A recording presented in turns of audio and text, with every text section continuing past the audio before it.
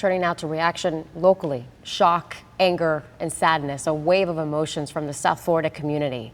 WPTV's Cameron Eppinger just spoke with the CEO of the Urban League of Palm Beach County and joins us now with his reaction. Cam. Hani, the brutal beating has led to unbearable grief for a young man's family. And once again, a new debate about police brutality and policing standards across the nation. After watching the video with Patrick Franklin, he stressed the need for change. We need to change what's happening.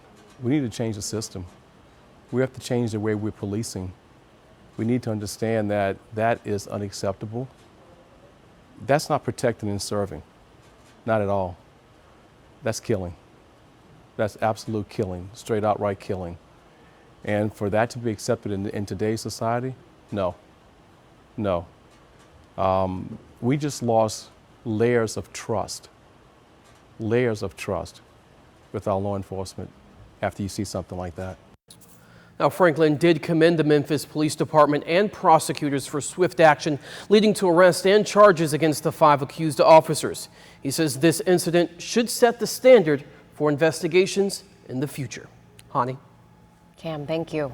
President Joe Biden issuing a statement in response to the video. The president says he's outraged and pained by it, calling what happened horrific and another painful reminder of the profound fear and trauma, the pain, the exhaustion that Black and brown Americans experience every single day.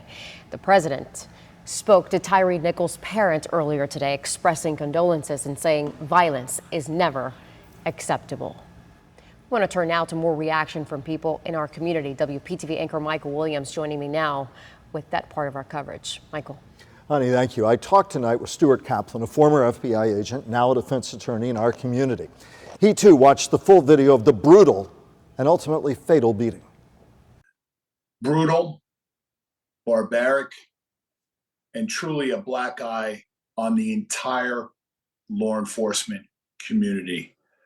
Mike, I have seen horrible videos in the past. I've seen that type of brutality.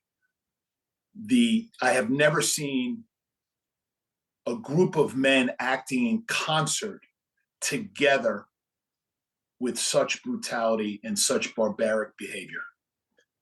Mr. Kaplan, there are an awful lot of good policemen and women out there, and you're the first one to say it. But this video reminds us that there are still those who are besmirching the names of those good policemen and women. How do we make sure people like that don't get on the force or don't stay on? What does it say about policing standards that must change? Well, I've always advocated that I do think we need a unified, one-stop vetting process where whether you're going to be a police officer in Los Angeles, New York City, Miami, Kansas City, wherever, there's a unified vetting process to ensure that those candidates that want to become a police officer go through the same uniform background checks and psychological background checks, and to ensure that we're getting the best caliber people out there, whether they're going to work in Los Angeles, New York City, a small city, Memphis, have at it, whatever. I want to see unified standards. Sir, one of the defense lawyers this week said, listen, the video does not necessarily tell the whole story. Does it to you? It tells more of a story. And I'll tell you, Mike, you know what the most disappointing part of that video to me is? Listen, the brutality of the 5 guys beating this guy up, and obviously they killed him. That's bad. The worst part about the video is the other officers who come on scene. There's about 5 or 6 officers that come on scene that are summoned to the scene. Not one of them attempt to even render aid, find out what happened, de-escalate, do anything that any fellow human being would have done or what they were trained to do to at least make sure this guy had a survivable chance to live and to get aid rendered to him.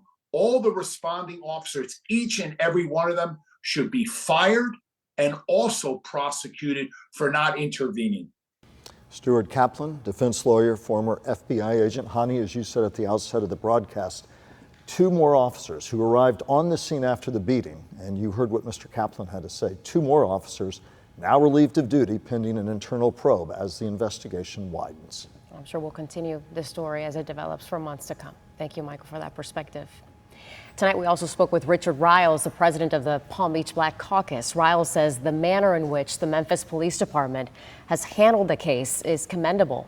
He says by moving expeditiously, holding the officers accountable, and now releasing the video has garnered some trust in the community and minimized the potential violence nationwide that may have followed. Riles, one of many who viewed the video out of Memphis tonight. Here's what he had to say.